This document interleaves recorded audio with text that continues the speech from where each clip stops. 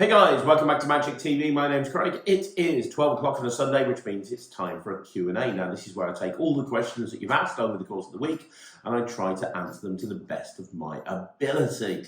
Now, first of all, I want to apologise. I'm currently in Blackpool. It's the Wednesday. I've been at Blackpool since way before the Blackpool convention, filming for Murphy's. Then I was at the convention. Then after the convention, I've stayed here because Ryland is booked at the House of Secrets. I'm leaving tomorrow morning to go to Bristol to film a super secret project. Then I'm having to head down London for gigs and work, and then I'll be back on Monday. So if I don't film the Q&A here right now at this exact moment in time, it's not going to get done. So I'm very sorry about the production quality if it's less than what it normally is. Anyway, if you don't know what the Q&A is, I basically take all the questions that you've asked over the course of the week, and I try to do my best to answer them. Please remember that I don't read the questions ahead of time, so I don't know what I'm going to be saying. I don't prepare it. It's why last week I answered a question from someone who didn't particularly like me. It's just because I didn't read the question until it was literally on air.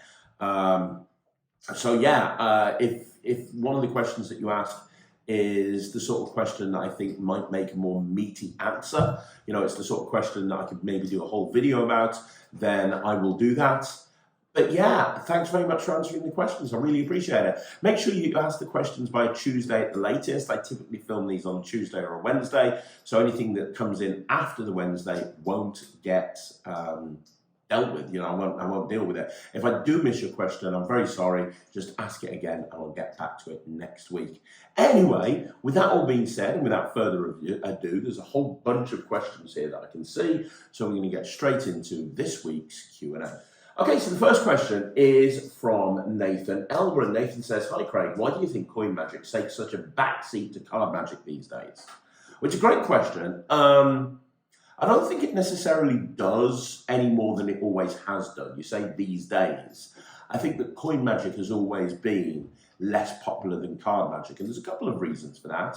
The first reason is coin magic is less accessible than card magic. If you're new into magic, there's less of a barrier to perform with card magic than with coin magic. It's easier and it's more accessible. You can do self-working magic with a pack of cards that you couldn't do with a coin, right? It's just the way it is. You know, if you've got a pack of cards, you're going to be able to... With a pack of cards, you're going to have loads of self-working tricks. I could be new into magic, learn a self-working trick, and I would immediately be able to do that trick absolutely fine, no problem. That's not the case with coin magic. With coin magic, realistically, you need to be able to palm a coin. Even if you're doing something like a gimmicked coin, you still have to switch the gimmick in, you still have to switch it out, you have to palm the gimmick. And that's the thing. Palming is a difficult thing to do. A lot of card magicians don't palm because they're scared of it. There's this thing called magician's guilt. They're scared of palming, so they don't do it. Well, with coin magic, you've got to be able to palm a coin. You've got to be able to hold a coin secretly in your hand. It's why when you meet a layman, normally the trick that they do, that they know, is a key card trick or a self-working principle with a pack of cards. So the first thing is, it's easier and it's more accessible. Secondly, there's more different variations in terms of what you can do with cards than with coins. With coins, you've got to be super creative to actually think of new plots. Once you've pushed something through something, made it jump from one place to another, made it appear and disappear, beyond that, then you're kind of in the realm of kind of thinking, well, what am I going to do next, right? So those two factors put together, they kind of mean that coin magic is never going to be as popular as card magic. But that's never changed. That's always been the case. Doesn't mean that there's not a lot of coin magic out there. You know, I saw Danny Goldsmith at Blackpool. I saw a whole bunch of different magicians and performers that were just running around doing coin magic. It's still a popular branch, but it's never going to be as popular as card magic. It's just never going to be as popular as card magic. But I think that's the reason why. I think it's because card magic is just more accessible. Okay, so the next question is from Jameson Overturf, and Jameson says, "Craig, question. What go-tos, methods, approaches do you use to handle hecklers or people in the spectator group that try to derail your routine, point out a slight that they have seen or suspected, or ruin the magic for others who are enjoying what you're doing. Those guys who hate not being the centre of attention at a party you're performing for. I saw how you handled the chatter from a few people in your card in the box performance at a wedding reception. Thank you so much for everything you do. So the first thing that you should do is I'm going to point you towards a video. If you go onto YouTube and you search for a video I put out a couple of years ago, search for how to deal with hecklers, Magic TV. There's a video called Dealing with Hecklers. I put it out 2 years ago, and it's quite a long video. It's 30 minutes long. It includes live performance of me at gigs and how I dealt with various different situations. So you can go and have a look at that immediately. I am actually planning on putting together a follow-up video about dealing with hecklers that's got even more information, and that's something that I'll probably be doing in the next couple of weeks. But to answer your question, the thing that you need to understand, right, first of all, is the best approach with dealing with any type of heckler is to just kill them with kindness. Normally, when you're in a situation where there's a heckler, if you're with a group of people, it's one guy, it's that alpha male, and they want to be the center of attention and they feel threatened. As long as you know who that person is and you make them the center of attention, then they could be your best friend. And I've had that many, many times in the past. It's why tricks like empowerment with rubber bands that's just gone up on the Netrix is so popular and powerful, because it really does make the spectator the star. Part of the thing is identifying who potentially could be the heckler and just making them the star and diffusing it before it even begins. The other thing that you need to understand is that different people watch magic for different ways and different reasons. Some people because they love magic, but some people watch because they want to try and work it out. Engineers are a lot like that. Engineers just try to work out the magic. That to them is the enjoyable part of watching a magic trick. So they're going to naturally try and work it out. That's not a problem at all. So first of all, I'd say kill them with kindness. Second of all, if you do need to do a heckler put down, as they call them, understand that it needs to be in line with your performing character. So if you're very wholesome and very nice and very friendly, like a John Morton, for example, if you're super nice and super friendly, and then you suddenly start going all Jimmy Carr on somebody, it's kind of out of left field. It doesn't come and make any sense. So you have to think of your performing character. In that video you referenced, where I was doing card in the box, those guys weren't really heckling me. I was just having fun with them. I was just messing around with them. I was taking the mick out of them playfully. They were taking the mick out of me. I was taking the mick out of myself, and that's my style. My style is very observational and very sarcastic. So because of that, when I do a heckler put down, or whatever you're going to call it, it tends to work better for me, because that's my performing character anyway. I'm kind of already going down that route, if that kind of makes sense. So that's really important. I'm trying to think of anything else I can say to you that would help your question beyond, because the thing is, I don't want to regurgitate what I said in the first video. That just wouldn't make any sense, and you can go and look that up, and I think that would give you a lot more information. But yeah, I mean, it's really just about being super nice and just understanding that different people will be hecklers for different reasons, and kind of identifying those reasons, and a lot of the time being the centre of attention. The one thing I will say is, you mentioned about what do you do if people point out a slight that they've seen. I'm guessing it's kind of like, hey, I saw your double lift. I saw the coins in the other hand, or whatever it is. My attitude towards anything like that is, if somebody says that, I go, yeah, you're right. Because it completely kills the conversation dead. They can't say anything to you if you just go, yeah, you're right. If they go, oh, you turned over 2 cards. Yeah, I did. Yeah. What are they going to say? But you turned over 2 cards. Yeah, I just said you're right. Yeah, good job. Well done. You want a gold star? I used to actually carry in restaurants a whole bunch of gold stars, and I'd stick it on them, and I'd say, yeah, well done. Yeah, here's a gold star. You feel good now? Good job. Well done. Or the other way I deal with it quite a lot is, yeah, it is. Yeah, that's what I did. Yeah. Yeah, that's it. Oh, sorry, did you think that magic's real? It's not. And by the way, the tooth fairy doesn't exist. I'm sorry to break it to you. Santa doesn't leave presents down your chimney. I'm sorry to be the bearer of bad news. Now, that's how I deal with it, because that's my style. That's the way I perform. That's my sense of humor.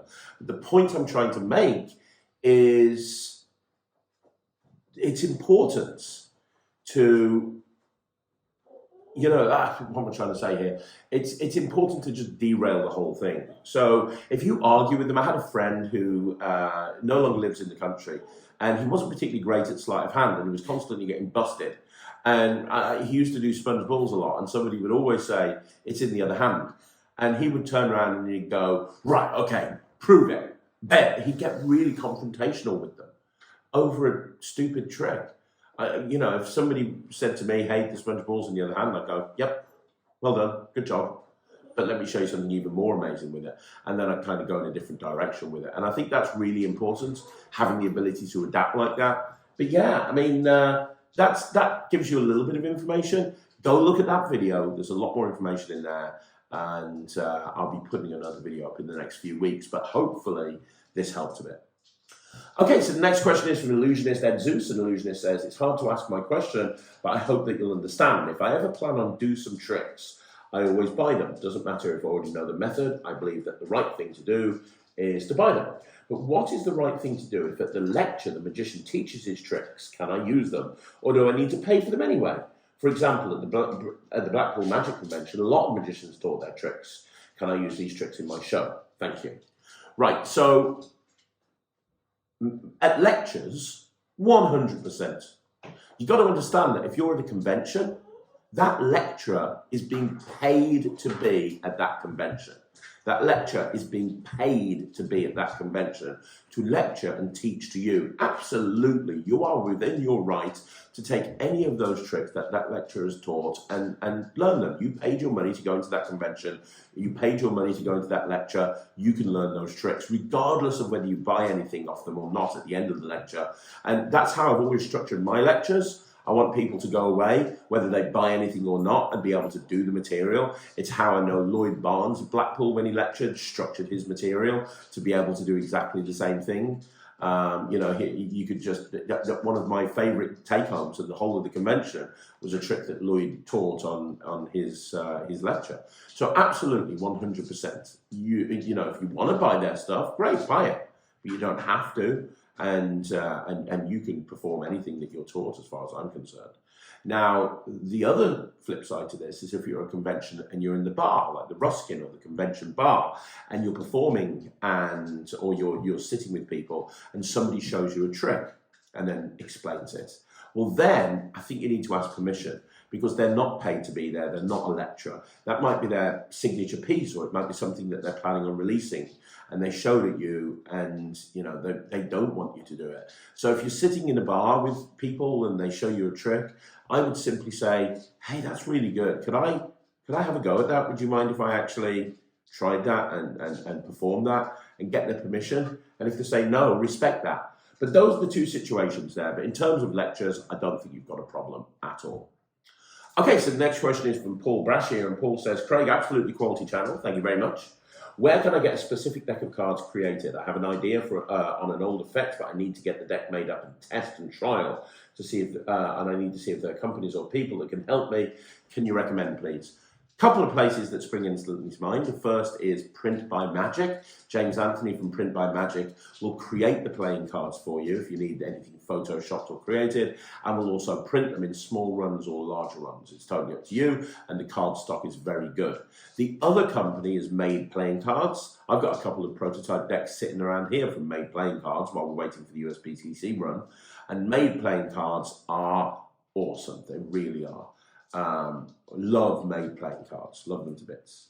But I don't think they Photoshop. I don't think they design, or if they do, I don't know. I've never used them for design. I've literally just sent the artwork over to them and they've printed them.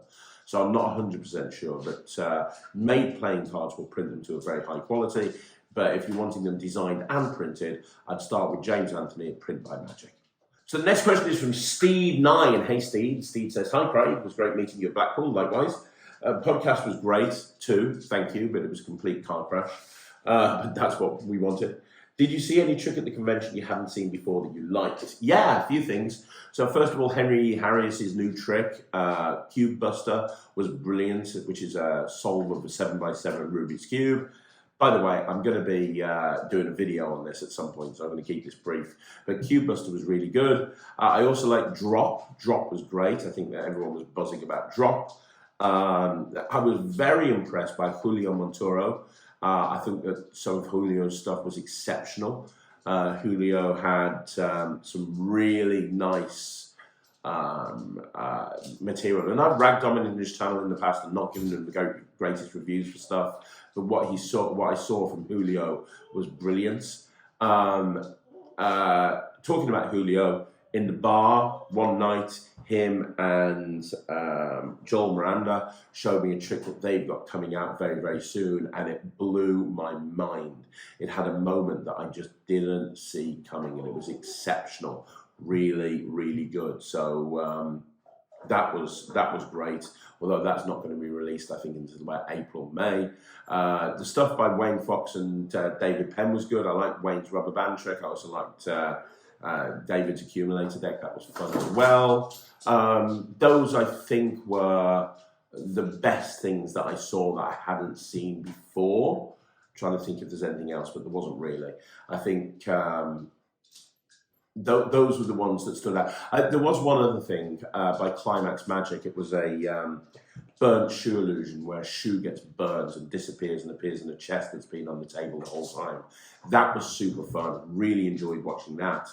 But that's more of a stage piece. I'm a stage performer at heart, and I really gravitated towards that. I hadn't seen that before, and the price was exceptional. So I'd say that was also very, very good. Okay, so the next question is from Ken Thomas, and Ken says, Craig, what resources would you suggest for learning a Faro shuffle? How did you learn it? I love the channel and the products. Thanks. Great question. I mean, I'm going to be biased. I'm going to say that one of the best places to learn the Faro shuffle is the Netrix.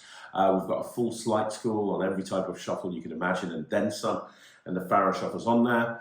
I learned the Faro shuffle from a book. I mean, it was about 30 years ago, so I can't remember what book now, but I learned it from a book. And the biggest piece of advice I can give you with the Faro shuffle is just to practice it. It's one of those knacky things. It's one of those tricks that are fairly easy to do, but not perfectly. In order to do a perfect Faro, it does require a lot more practice. You want to practice it, practice it, practice it, go away, come back. There's not much that I do brilliantly, but I'm really good with the Faro shuffle. I can cut 26-26 and I can shuffle perfectly every single time, and there's a lot of opportunities that are open to you when you can do a perfect Faro shuffle. So my advice is just to persevere. If you want to know what my favourite trick with the Faro shuffle is, it's Unshuffled by Pulgo. Okay, so the next question is from Tom, and Tom says, do you have any tricks that you've created that are too good to share? If so, could you share them? And the answer is not really. Everything that I've created gets shared at one point or another. A lot of the stuff that I'm bringing out now is stuff that I created sort of 10, 12 years ago. A lot of it, really, when I think about it. So, you know, everything gets shared either on the Netrix or it gets shared as a physical product. The stuff I've held back on really is stage magic. But over the next sort of month or two, we're going to be doing a lot more stage magic on the Netrix, and I'm going to be releasing a lot of those routines on the Netrix for people to learn. So, no, not really held anything back, really, that I can think of. Okay, so the next question is from Philip Austin, and Philip says, Craig, I hope you and Ryan had a good Blackpool and spent loads of money. We did have a great Blackpool, thanks very much. My question, having a few of your creations, Quantum, Stebbings, Mirage, Trivia, to name a few, how do we get to see your new content when you develop it on the products? I'm not on the Netrix. Thanks for your wonderful magical knowledge, the extensive time you give the magic community. All the best. Thank you, man. That's really, really nice of you. I never kind of stop working on an idea, and in actual fact, it was only last week that I had a fantastic idea with the with the quantum deck. A lot of the time, when I get a new idea for a product, I put it up on Magic TV. That's something that's happened an awful lot. Or if it's kind of a really meaty idea, I'll contact the production company and I'll ask them to extend the tutorial. So, for example, I'm currently filming something else for the Quantum deck, and I'm actually filming something else for the Mirage coin set as well. So I'm always updating the products when I get new ideas. I mean, there are Facebook groups for some of the products, but not everyone's on Facebook, and it's important that it's accessible to everybody. So I do like to put them on various products. But if it's just one idea, I typically will mention it on a video, normally a 5x5.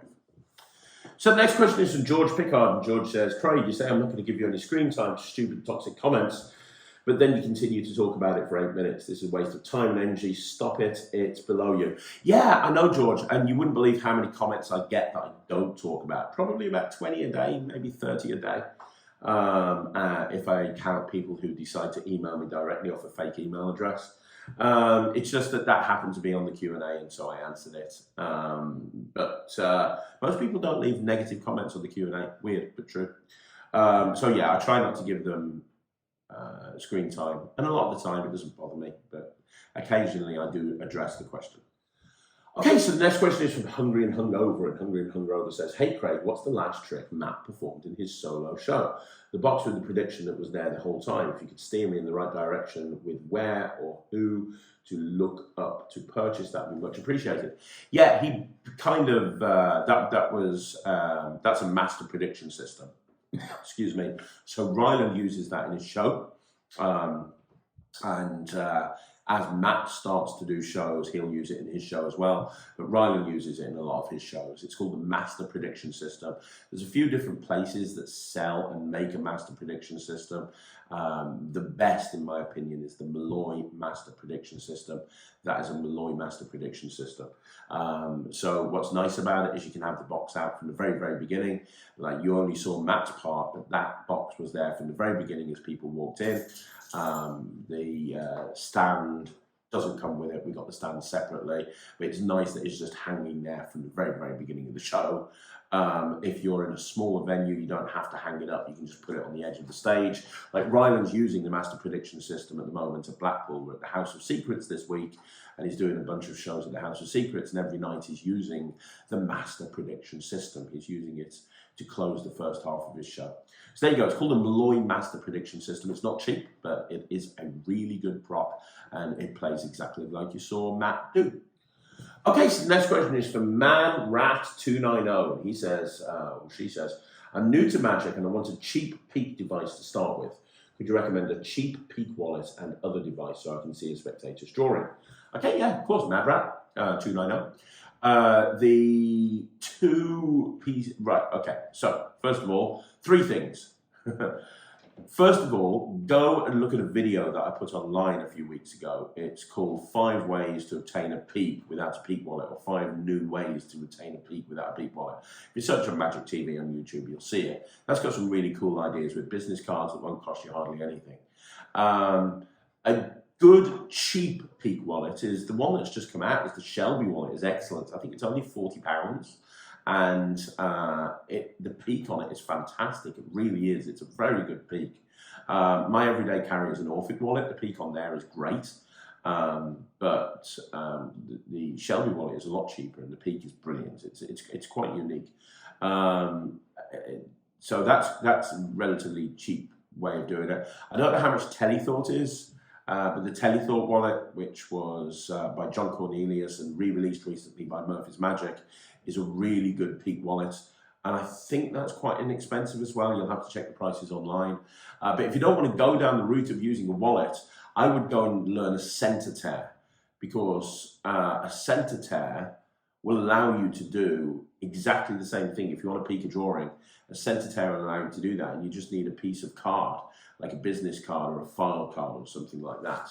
Now, the best place I saw for learning the center tear was, right, Steve Deller's got a great center tear. So if you see him lecture anytime soon, Steve Deller's got a great center tear. The other place is center tear 14 is it's on the 1914. 1 minute. The 1914 Magic. There we go. So go to 1914.com. and go to, there we go. I found it, right. Oh, where is it? I haven't found it. It's on here somewhere. Mentalism. Is it under there? I don't know. Ah, okay. No. There's something on here. Cocktail or something like that. It's called Cocktail. I'm sure it is. View all. Let's have a look. Page 2. Next page. Prohibition Monty. Effervescence. No. Previous page. I can't see it here, which is annoying. Go check. It's definitely on here somewhere. It's called Cocktail. It's by James McAleer. This is so frustrating. I'm very sorry about this. This is really annoying. It's by Alexander Marsh. I don't know where it's gone. Cocktail. There we go.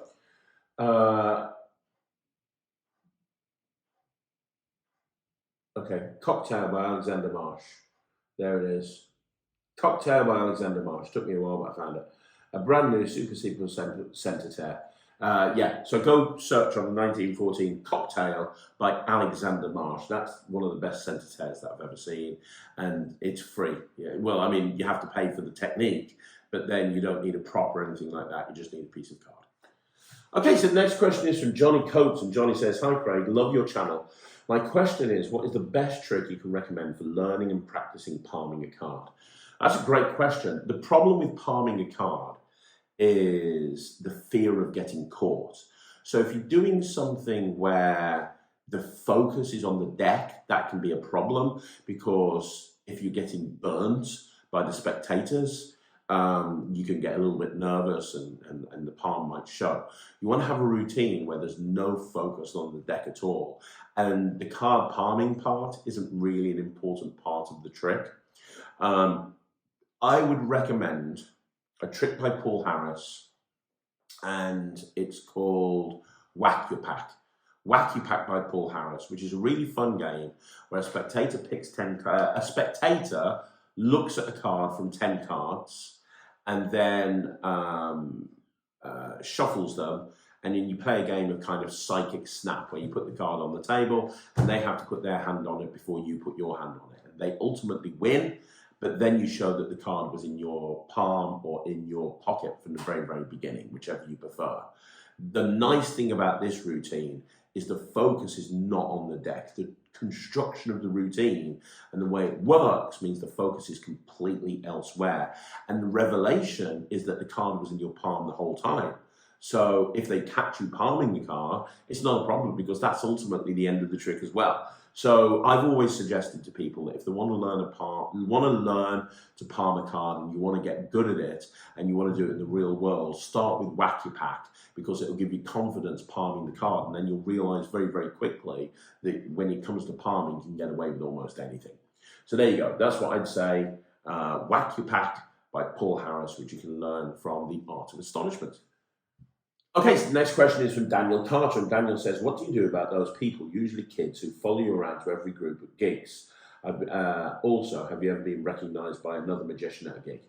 Yes, I get recognised by hobbyists all the time. When I'm performing at weddings, there's normally somebody there who's into magic and goes, "Oh, you Craig Petty?" So that happens all the time. In terms of people following me around, and you said kids, and it is normally kids. You don't really have adults following you around.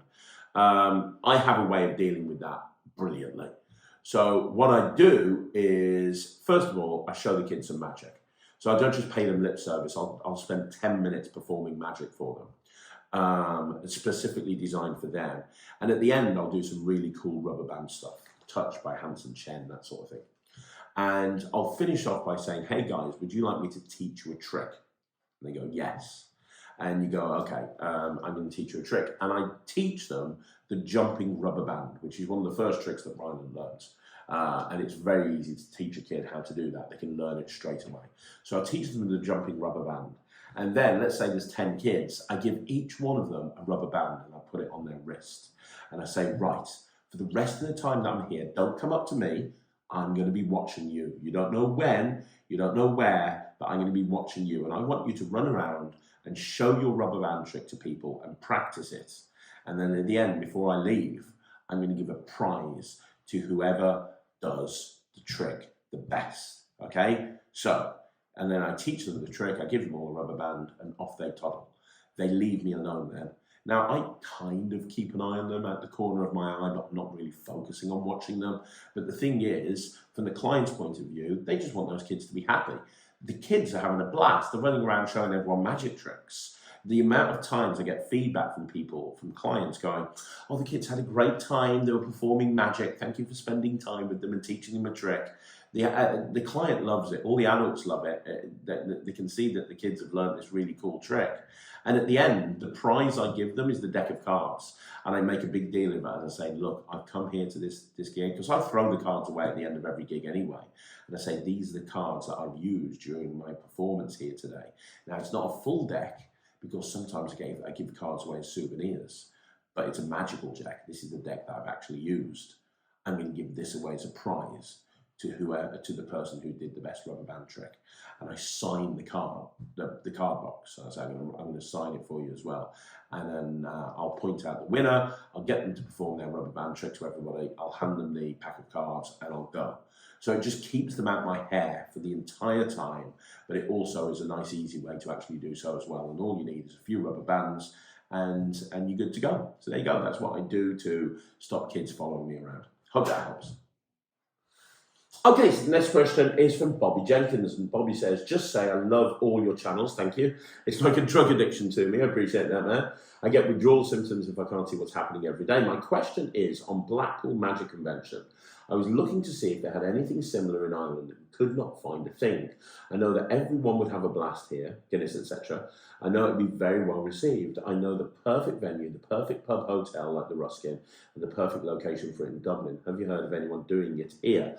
Well, I do know that there is a magic convention taking place in Ireland this year, and I've actually got the convention page open, and I'll tell you why in a second.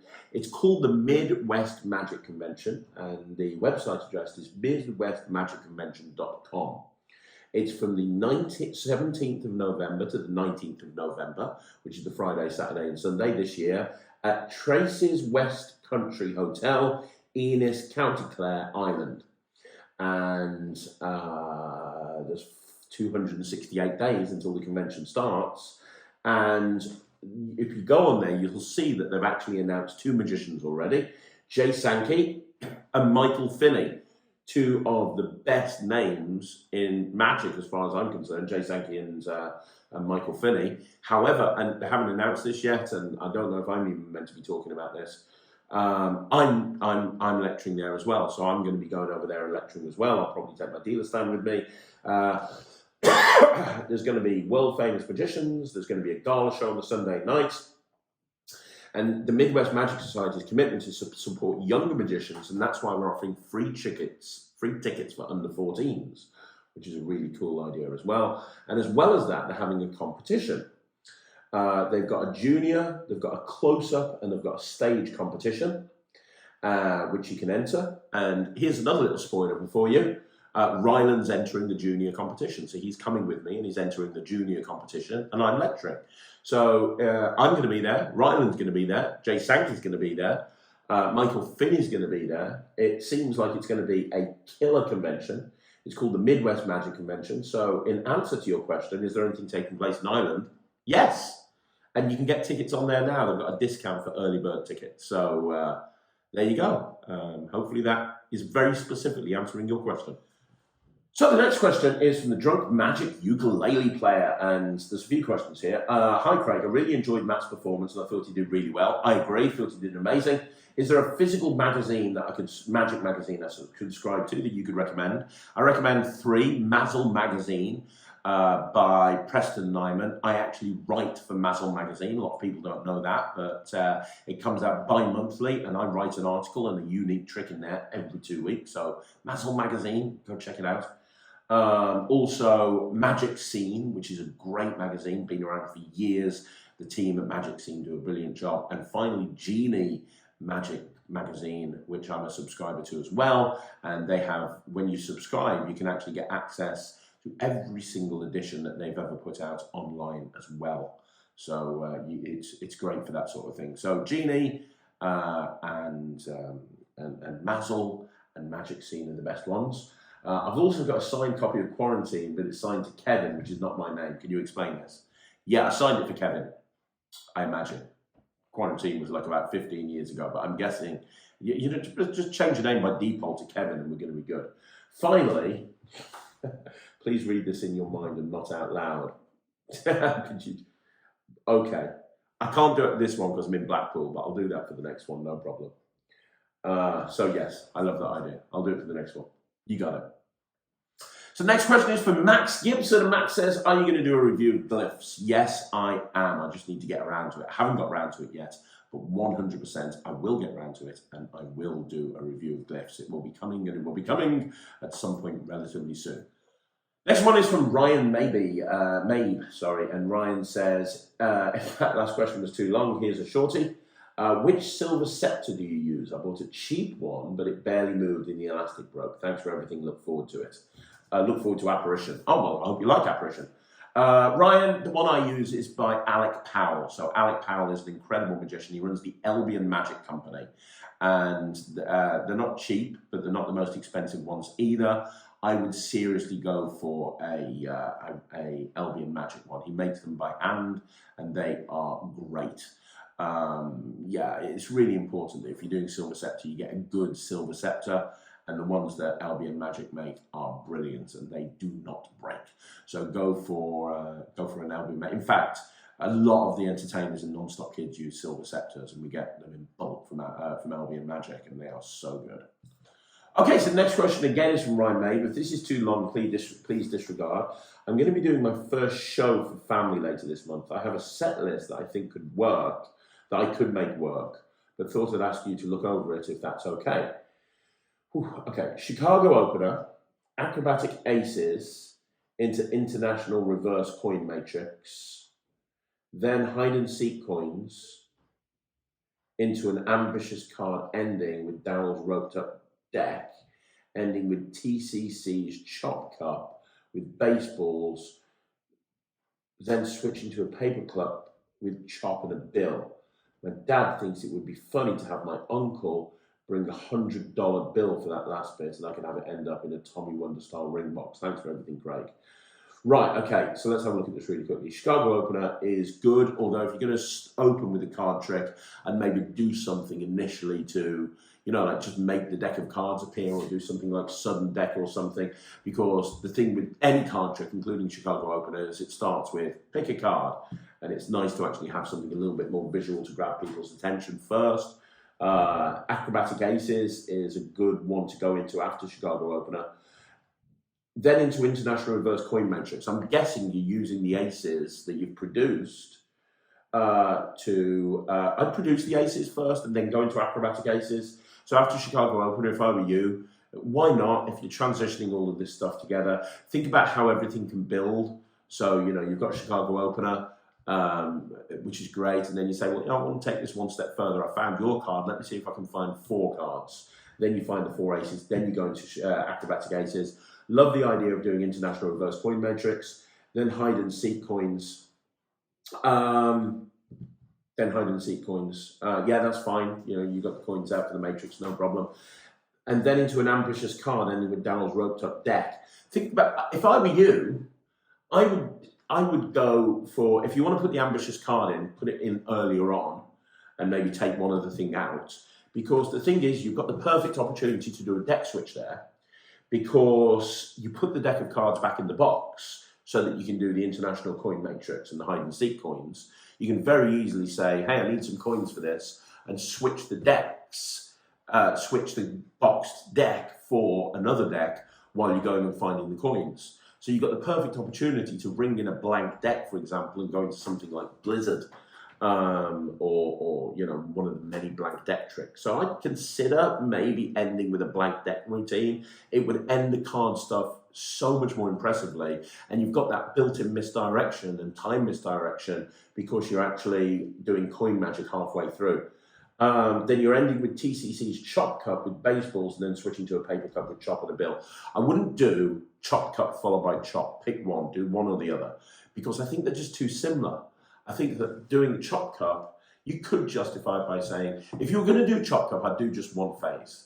I'd do it like this. Hey, I'm going to finish my set now by showing you a trick with a cup and a ball. This is a little crocheted ball, as you can see, and this is a little leather cup. And the idea is that you put the cup inside you put the ball inside the cup. You do this, the ball disappears, and it goes under the cup. Now the problem is, every single time I do this trick, people accuse me of using a special cup, and to those people, I tell them to mind their own business. But I don't want you to think I'm going to be using a special cup, which is why instead of using this, I'm going to use this cardboard cup. And instead of using this little ball, I'm going to be using a bill. Can you lend me a bill, please?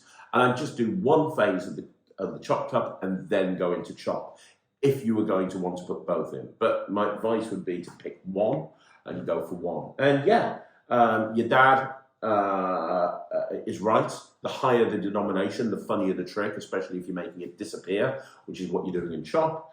But I do think it's funnier to go into a lemon, and it makes more sense. But yeah, maybe you want to have it go into a ring box. Absolutely, it's totally up to you. It's a really good set, man. It's really, really good. Just make sure if it's your first performance, you're comfortable with all the material, because what you don't want to do is going into your first performance, you're kind of like, oh, I'm unsure about some stuff. Just make sure it's stuff that you're really comfortable with, and then come back on the Q&A and let me know how it went. Okay, so the next question is from Iviata Barsley, and he says, what do you recommend as a trick for kid shows that is a DIY or a video? Well, on a video, if you want to learn how to put a kid show together, then go and look at my video that I put on YouTube a year ago, which is how to run an awesome kids party.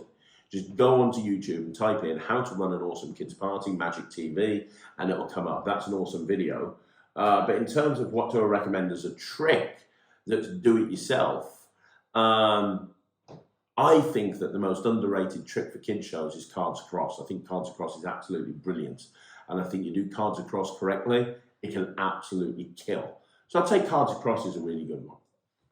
Okay, so the next question is from Magic Human. And Magic Human says, Craig, how do you get back into Magic after feeling uninspired by it for a few months? And how do you apply for the Magic Circle Apprenticeship Group? Right, okay, so the apprentice group is really simple. Just apply for the Magic Circle and you'll be put into the apprentice group upon them dealing with your applications. That's not a problem. In terms of how do you get back into Magic after feeling uninspired, that can happen to everybody, buddy, and it's not a problem. It's not a problem to step away for a little bit. I stepped away from Magic for like 12 years. It's totally not an issue at all. But my advice would be to don't put too much pressure on yourself. You know, a lot of the time I see magicians putting too much pressure on themselves, creating and learning and constantly learning. And I've got a friend who like forces himself to practice magic every day at a particular time, whether he feels like it or not.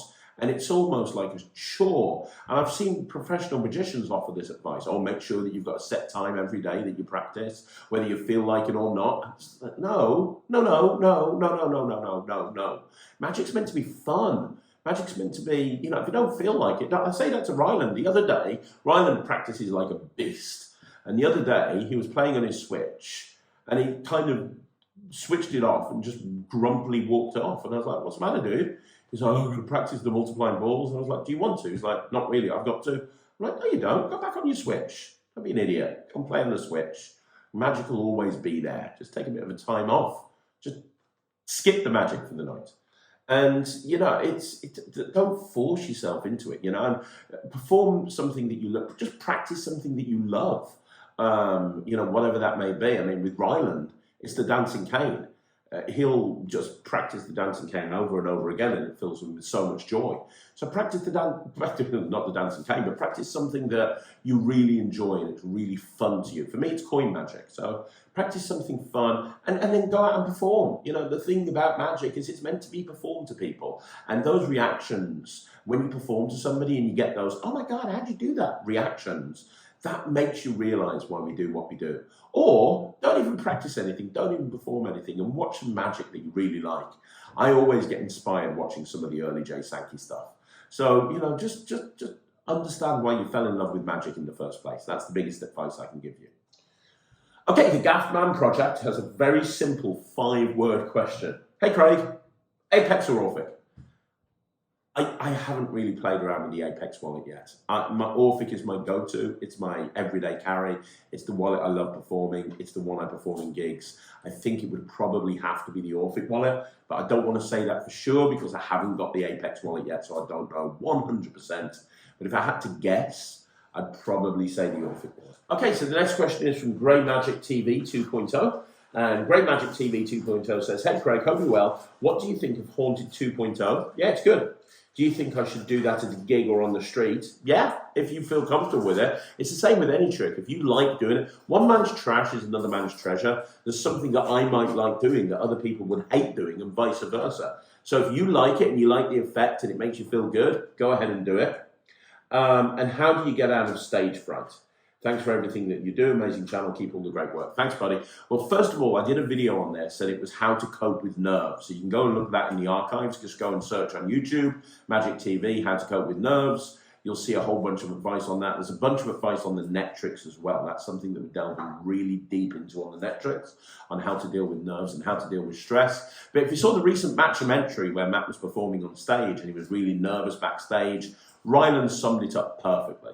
And he said to Matt, if you know you're nervous because you care, nerves are good because if you don't care, it means you're not nervous. And it's true. You know, you're only nervous because you want it to go well. And the other thing that Ryland said is nerves, being nervous has the same symptoms as being excited. It's true. If you think about what you're like when you're nervous and what you feel like when you're excited, it's basically the same thing. So my advice is just to, you know, don't think of it as being nervous. Think about it as being excited. Think about it as being excited, and you're always going to have nerves. It's always going to happen. I still have nerves to this day, but the way to deal with them is to just go out there and push past it. And you know, go and watch the video on YouTube, and you'll see me cover a lot more of this in detail. But that's the biggest advice I can give. Okay, so the next question is from Mike Newman. Mike Newman says, hey brother, thanks for all the continued contributions to magic and all you do. You're welcome. It would be really cool if you can recommend a 2 or 3 trick set to work on and actually go out and perform after getting it down. Close up. Stay awesome. Okay, yeah, cool. So start off with a really cool color changing deck. Whatever version you want to use is fine. Just a simple color changing deck. I think that makes a really nice opener. Then go into a multi-phase routine that's got a little bit more meat to it, like an ambitious card or a card to pocket or a card in the box or a multi-phase sandwich routine. And then finish off with a card to impossible location. I think those 3 would make a fantastic 3-trick set. Okay, so the next question is from Sticky, and Sticky says, hey Craig, my question is, what's your thoughts on Come and Get Some by Amanda Nepo?